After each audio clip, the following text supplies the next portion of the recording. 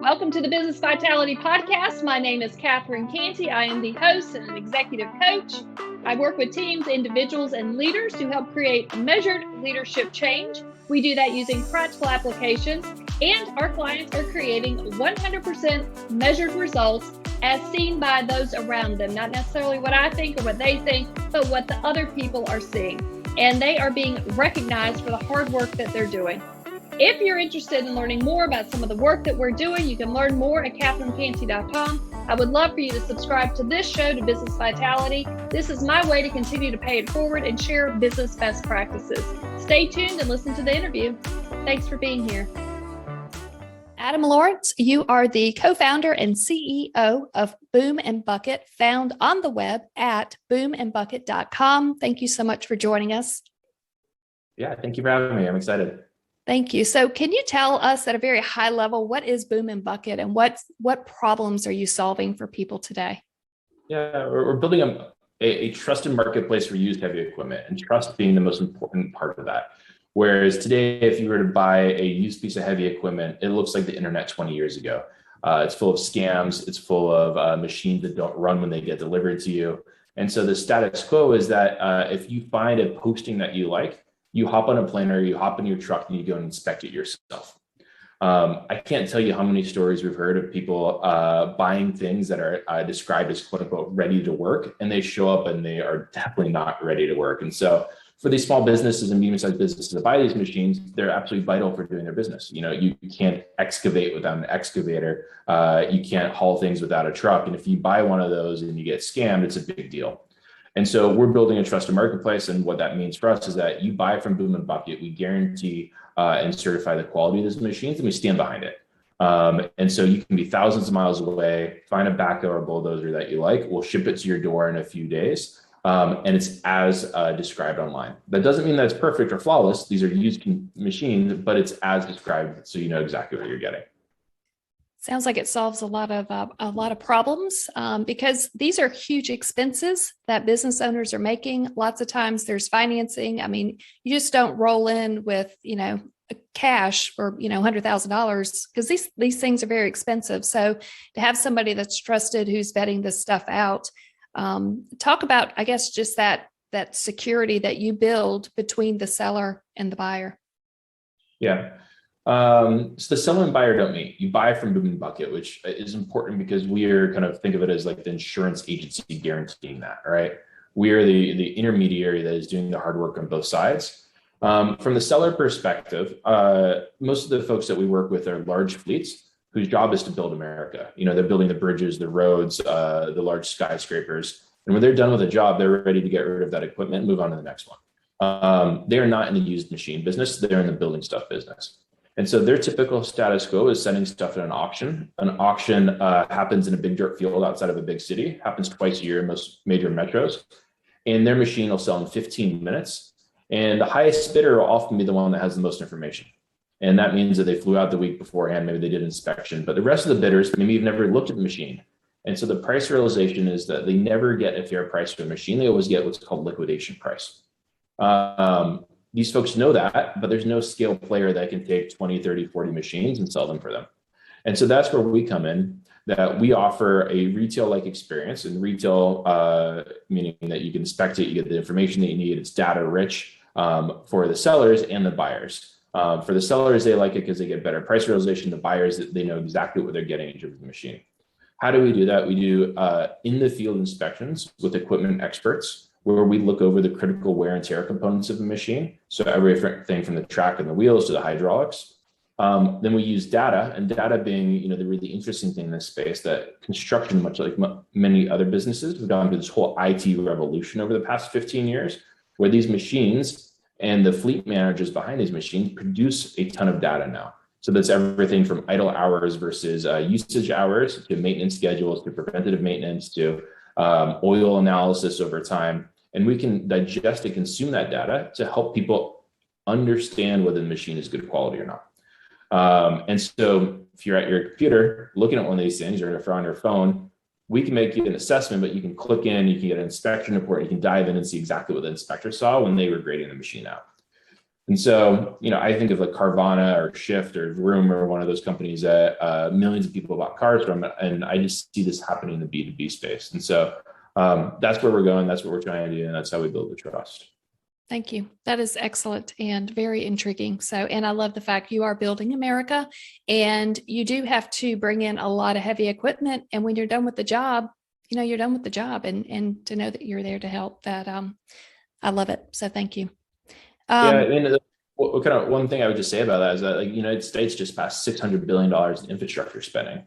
We're going to go through this incredible renaissance in terms of actually building major things again.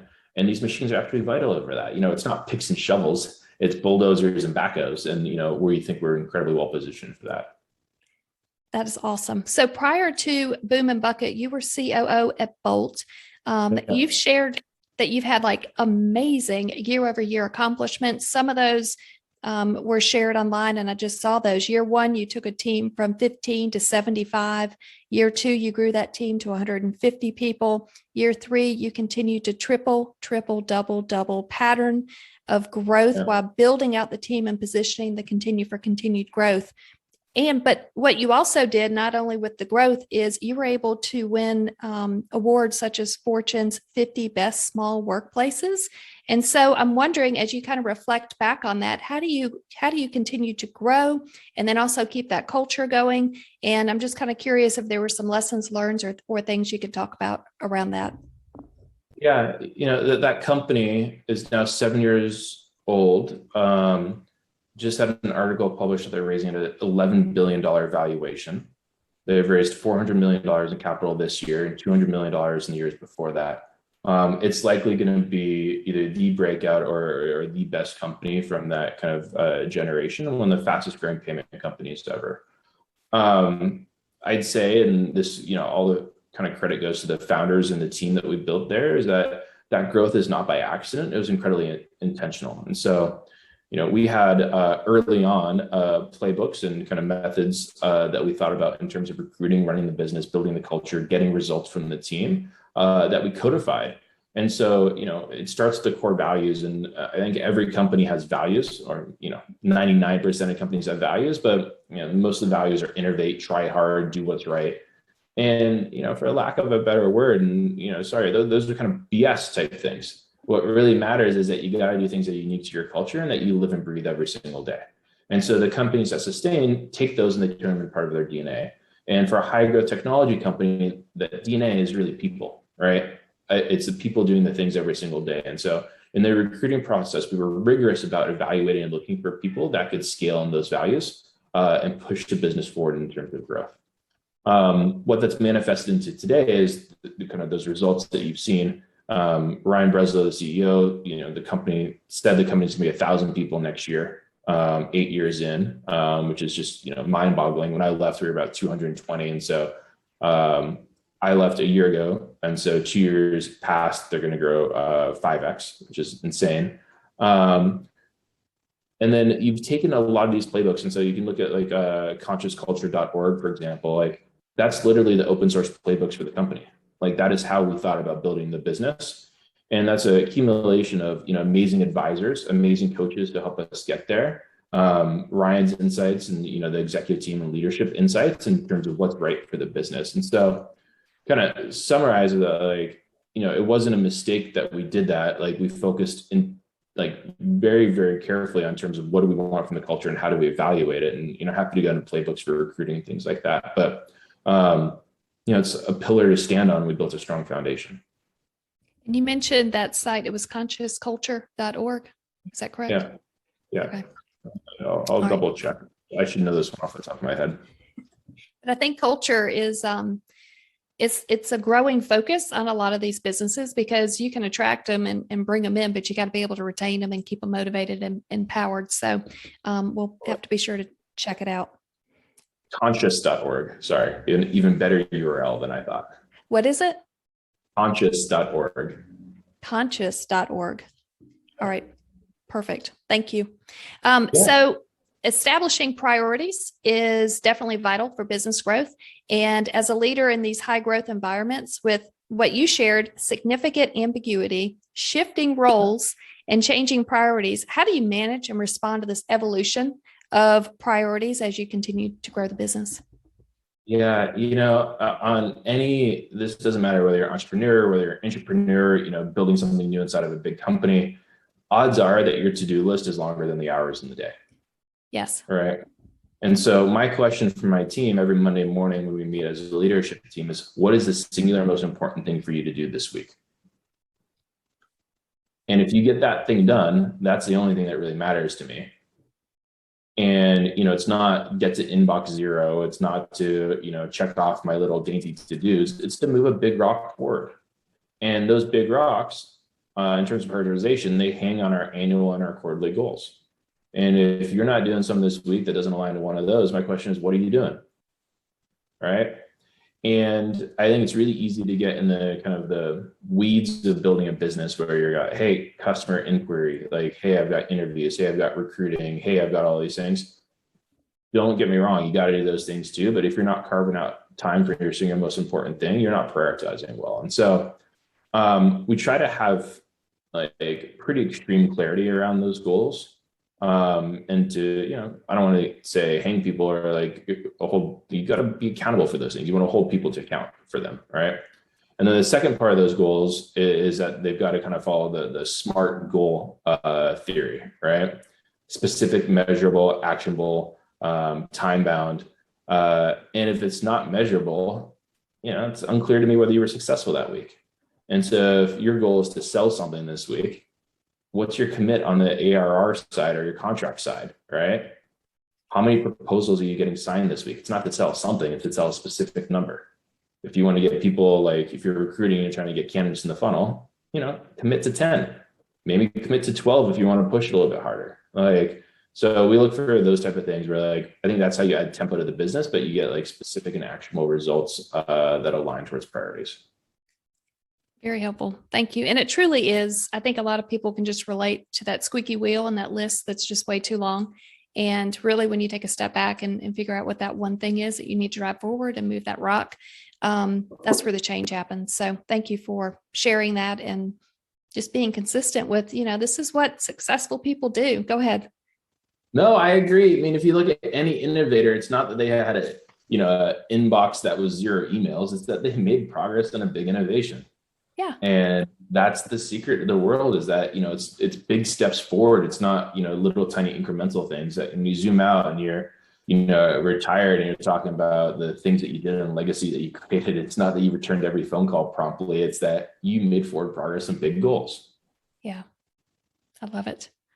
So this kind of segues into this question. I saw another quote that you shared that was about more startups die of indigestion than starvation. And that they tried to do too many things with too little focus. And I'd love for you just to kind of talk on that, if you don't mind. I don't know if you've got like a case study or something that kind of pops in your brain. I would love for you to hear that because I think that just hits home on a lot of things. Yeah. So I've been lucky to work with a handful of companies outside of my own in an advisory and investor capacity.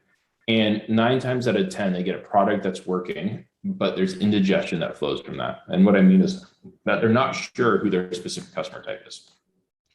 And if they're not sure who their specific customer type, for example, is that they don't know how to sell. Is it an enterprise motion, an SMB motion? Is it marketing led? And if you try to do all 3 of those things, you're not going to do any of them well because it's like smearing a little bit of peanut butter over a piece of toast. It's just going to lump up. You've got to commit to something. You've got to really focus on something. And I think too many people try to do too many things as opposed to doing force multiplication on a problem and saying, great, we are going to attack this thing. We're going to learn how to do enterprise sales.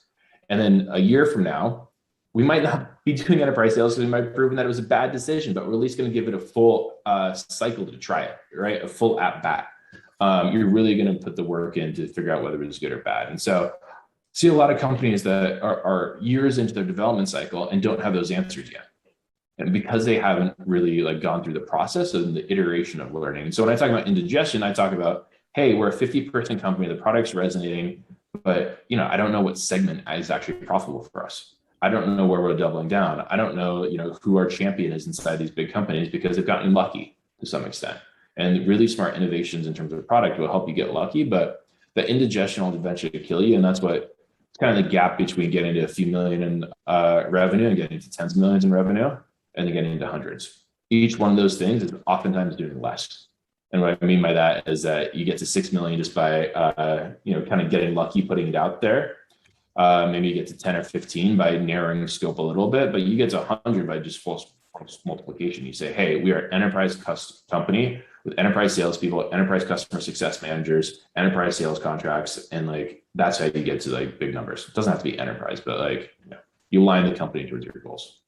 Okay. You just said something that resonates with me, and it's all about doing less, because I feel like when we are willing to do less, things open up and opportunities begin to appear and processes can get into place. Do you have an example, or do you have anything that you can kind of share and talk about of when you were able to do less? And you're right, when you want to grow that company, sometimes you do have to take that step back and do a little less than what you were before. Yeah, I think Bolt's a great example of this. And so Bolt is a checkout button. It's checkout as a service, as a platform. And what does checkout mean? It means that when you're shopping in an e-commerce store, so you're buying something online, you put it in your shopping cart and you press checkout, it's everything that comes after that. It's the risk and fraud, it's user accounts, it's the payment stuff, it's the post-sale support. And the reason why e-commerce is so dominated by Amazon's amazing at that. You actually don't even need to check out oftentimes. You just say one-click buy. Bolt's building that for everybody. And if you think about e-commerce, there's stores that are Etsy that I can run out of my attic. There's stores that do hundreds of millions and billions of dollars a year. And you can boil the ocean there. You could try to support all of them. Or you could figure out who your ideal customer profile is and who can we support today and who can we likely support tomorrow. And so Bolt was really good about saying, hey, what's working? What customers are happy? What customers are signing up? Which ones go through the sales process pretty quickly? And how can we get additional leverage on that? When I talk about leverage, I'm talking about ways to make that faster that are, outside of just like sales training enablement. And so the big point of focus and emphasis for that business was building partnerships with e-commerce platforms that could then distribute to customers of all sizes. And when they started putting effort behind that one, it unlocked the business from something that was selling to individual merchants to something that could sell to one business that supported thousands and millions of merchants that could all then deploy Bolt. And so, you couldn't do that strategy from day one, but when that strategy started to work, you put the entire company behind that because that unlocked the entire world for you. And, that's a make or break type thing. And that's a trajectory changing thing that goes from this to like that. And that's what you've seen in that company is that they were able to focus on those aggregation points for distribution in a way that just totally unlocked that business. That's phenomenal. Do you mind? So you were COO at Bolts, and I should have asked for you to kind of give a little bit more of where would we see Bolts today? If somebody's never heard of Bolts, and are they behind certain platforms? You referenced Amazon. Do you mind just kind of talking about that? Yeah. So brands that you might see are like Forever 21, Lucky Brand, Juicy, like a bunch of big e-commerce brands that you see in the mall. Generally speaking, independent e-commerce. I talk about independent e-commerce because it's different than Amazon. You're not selling through Amazon's marketplace there. Mm-hmm. And those customers range from everything large and small. There's barbecue stores and furniture stores and jewelry stores and a bunch of great stuff there. But you go to any of these websites and you check out, and when you put stuff in the cart, you see a Bolt button. And oftentimes on the product pages, and that's a product page is the page that you're looking at to see an individual product. So, black t-shirt size large, and you could put it in your cart, or Bolt offers a service that says buy now there. And so you don't even have to put it in the cart, you can skip it. In terms of platforms, it's everybody but Shopify. Okay. And so Shopify is a big Canadian-based e-commerce platform, but outside of that, you're thinking about BigCommerce, Magento, WooCommerce, PrestaShop in Europe, all these large international platforms that manage collectively trillions of dollars in e-commerce spend. Exciting. I love it. Thank you for sharing that. Tell me a little bit, obviously you are constantly reading, researching, growing yourself. What are maybe some of your go-to books or podcast industry outlets that you continue to go to just kind of keep learning and continuing to, I guess, feed that curiosity that it sounds like you have? Yeah, it's a good question. I like books about learning and how to think quite a bit. Thinking Fast and Slow is probably one of my all-time favorite books. Tend to revisit that type of stuff. And then right now I'm in the weeds of building a company. Like Yeah. we're getting stuff going and we're getting it going. And so the types of books that I'm reading are highly specific towards whatever problem I'm solving. I can tell you a year ago when I first started this business, we didn't have technology yet. It was just three founders, working in our proverbial garage. And I didn't know how to sell used equipment. I was reading, 2 or 3 books at a time about how to sell used cars. Right. Yeah. And I'm a big believer that, you don't have to discover everything yourself. You stand on the shoulders of giants. And so try to solve problems that way through learning, asking questions. But Thinking Fast and Slow is probably one of my all-time favorites, and I suggest it for everybody. Nice. So, you transitioned from Bolt to Boom and Bucket, and you mentioned that you took some time kind of away before you just leapt into the next opportunity. Can you talk about the importance that you think it may play for you, for yourself, just the mental space? And do you think enough people are able to take that time, and do you recommend it? Are enough people able to take the time? No. I think it's a crisis across the U.S. Everything from paid child leave to vacation days, right? Like for a developed country, we have the least number of vacation days. I don't think we should necessarily be like Europe. I think from a cultural standpoint, the United States has a different work ethic than many developed nations, and I think that's okay, and I think that's made us successful. But that doesn't mean that you have to work, 5 days a week, 52 weeks a year type thing. I think there's an appropriate balance, and I think if we go back to kind of how innovation happens, innovation tends to happen when you take time off away from your problems, and your brain can just process stuff. And so I think it's incredibly important, whether that's in between work or in your current job, to take real time off. And I get pissed at my team when they take vacations and they're responding to emails and Slacks and stuff. Like I make it an effort not to talk to them when they're on vacation, because that is their time to come back better than they were before.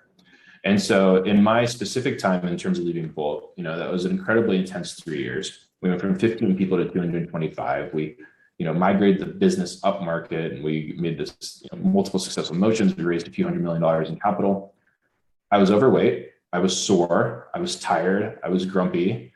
I was drinking too much coffee, probably having a few too many beers at night, like all the bad stuff that, like, if you keep doing that for, a year or two, whatever, you can get over it. If you keep doing it for 10 years, like you're in a challenging spot, And so what did I do there? Like, it was COVID, which is both a blessing and a curse. Like it means that I can, hang out with friends in person a lot, but it means that we could do things that were, the two of us, my partner, myself.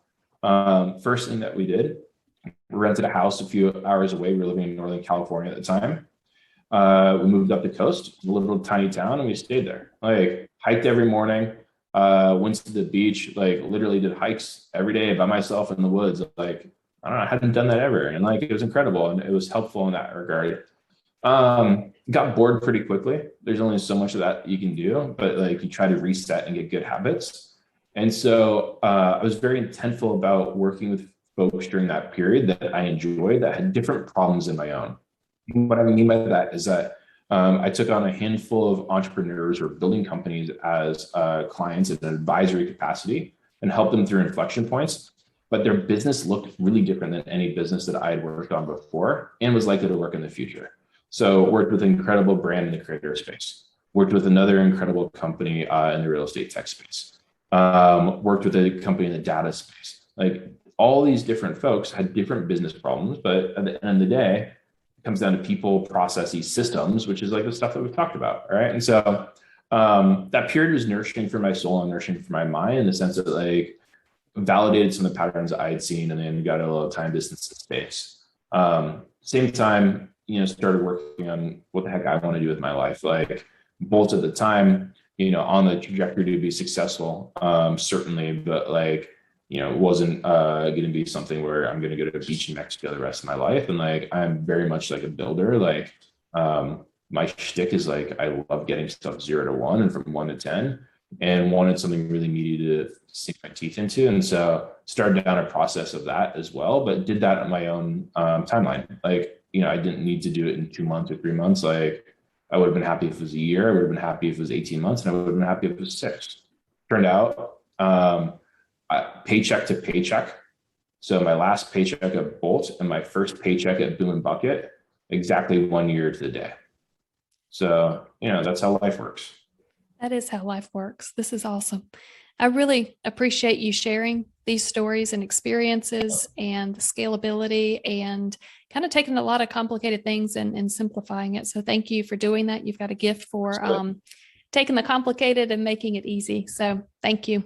If folks they're listening and they want to learn more, how or what is the best way to reach out to you or to Boom and Bucket? Yeah. Boom and Bucket, it's boomandbucket.com. Pretty easy. Try to build an iconic Americana brand on that side. Twitter, it's IM_ASL. So I'm, and those are my initials.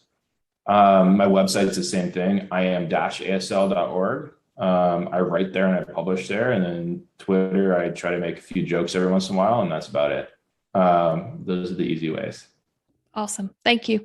Adam Lawrence, you are the co-founder and CEO of Boom and Bucket, found on the web at boomandbucket.com. Thank you so much for joining us. Yeah, thank you, Catherine. Appreciate it. Have a great one. Thanks for listening to the episode. If you like it, please subscribe, share this episode or this show with other people around you. The greatest form of a compliment is a referral. I really appreciate them. And if you think that you want to learn more about some of the work we're doing, I encourage you to reach out to CatherineCantey.com. You can schedule a call or just continue to read articles and information that we post out there. Thank you so much for being here.